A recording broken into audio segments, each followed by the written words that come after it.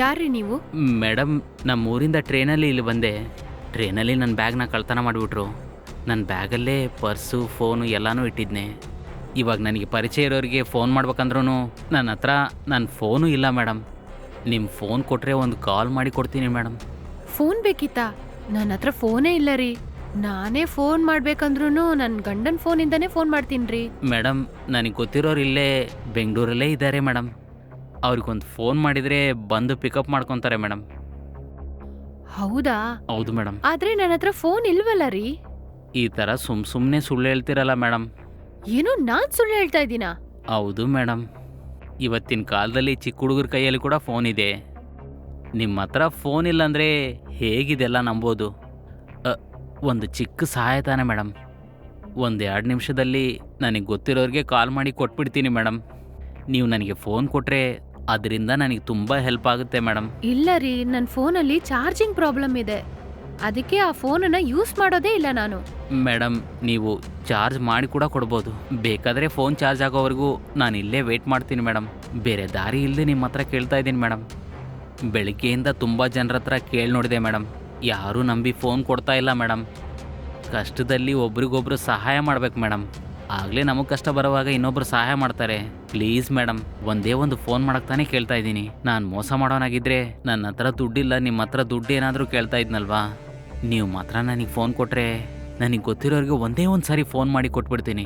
Please madam, ನಿಮ್ಮಂಥವ್ರು ನನಗೆ ಸಹಾಯ ಮಾಡದೆ ಹೋದರೆ ಬೇರೆ ಯಾರು ಮೇಡಮ್ ಮಾಡ್ತಾರೆ? ಏನು ಮೇಡಮ್ ಇಷ್ಟೊಂದು ಯೋಚನೆ ಮಾಡ್ತಾ ಇದ್ದೀರಾ? ನನಗೆ ಗೊತ್ತಿರೋರಿಗೆ ಫೋನ್ ಮಾಡಿದರೆ ಅವರು ತಕ್ಷಣ ಬಂದು ನನ್ನ ಕರ್ಕೊಂಡು ಹೋಗ್ತಾರೆ.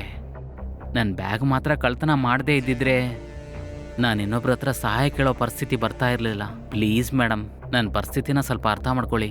ಅಯ್ಯೋ ಸರಿ, ಸ್ವಲ್ಪ ಇರಿ.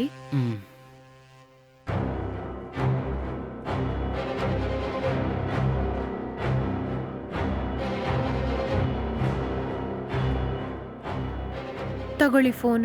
ಫೋನ್ ಮಾತಾಡಿ ತಕ್ಷಣ ಕೊಟ್ಬಿಡ್ಬೇಕು. ತುಂಬಾನೇ ಥ್ಯಾಂಕ್ಸ್ ಮೇಡಮ್. 1-2 ನಿಮಿಷದಲ್ಲಿ ಬರ್ತೀನಿ.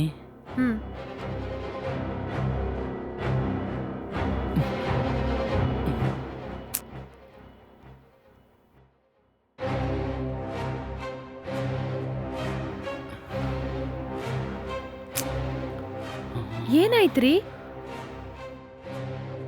ಅವರಿಗೆ ಲೈನೇ ಹೋಗ್ತಾ ಇಲ್ಲ ಮೇಡಮ್. ನಾನು ಮತ್ತೆ ಟ್ರೈ ಮಾಡಿ ನೋಡ್ತೀನಿ.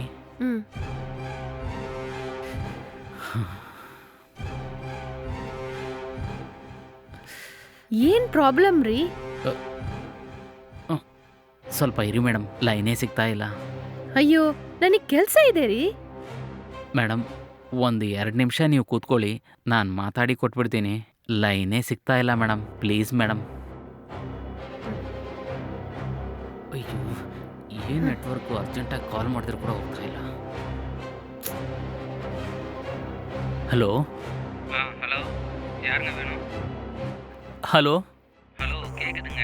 ಯಾರುங்க வேணும்? ಹಲೋ, ಏಯ್, ನಾನು ಮನೋಜ್ ಮಾತಾಡ್ತಾ ಇದ್ದೀನಿ ಕಣೋ. ಎಲ್ಲಿದೆಯೋ? ಏಯ್, ನಾ வீட்டில் தானே இருக்கேன். ಅಮ್ಮ, ಯಾರು ನಂಬರ್ ಇದು?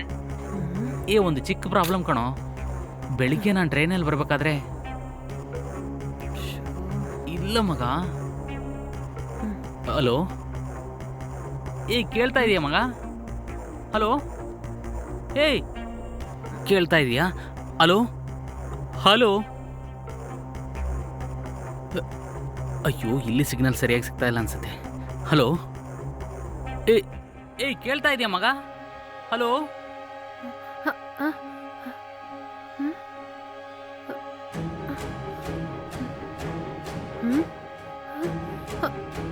ಅಯ್ಯೋ, ಈಗ ತಾನೇ ಅವರು ಮಾತಾಡ್ತಾ ಇದ್ದಿದ್ರು. ಹೇಳ್ದೆ ಮಾಡ್ದೆ ಎಲ್ಲೋಗ್ಬಿಟ್ರು?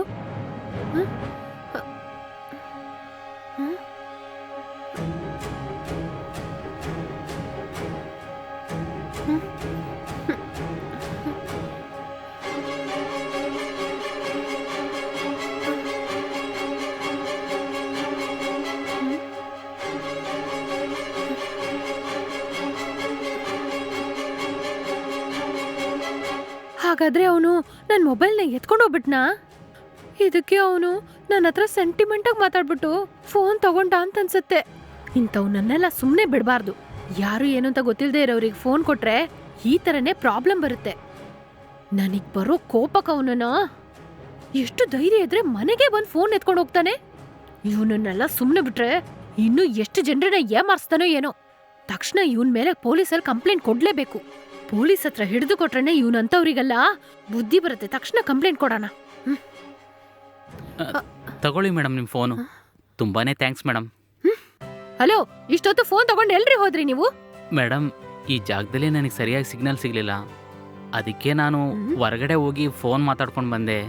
ನನ್ನ ಫ್ರೆಂಡಿಗೆ ಈ ಲೊಕೇಶನ್ ಎಲ್ಲಿ ಅಂತ ಹೇಳಿದ್ನೆ. ನನ್ನ ಫ್ರೆಂಡು 5 ನಿಮಿಷದಲ್ಲಿ ಇಲ್ಲಿ ಬರ್ತೀನಿ ಅಂತ ಹೇಳಿದ. ನನ್ನ ಫ್ರೆಂಡಿಗೆ ಲೊಕೇಶನ್ ಹೇಳ್ತಾನೆ ಹಾಗೆ ಸ್ವಲ್ಪ ಆಚೆ ಹೋದೆ ಮೇಡಮ್. ಸಾರಿ ಮೇಡಮ್, ನೀವು ಮಾಡಿರೋ ಹೆಲ್ಪ್ನ ನಾನು ಯಾವತ್ತೂ ಮರೆಯಲ್ಲ ಮೇಡಮ್. ಓ ಹೌದಾ, ಹೋಗ್ಲಿ ಬಿಡಿ. ನಾನು ಬರ್ತೀನಿ ಮೇಡಮ್.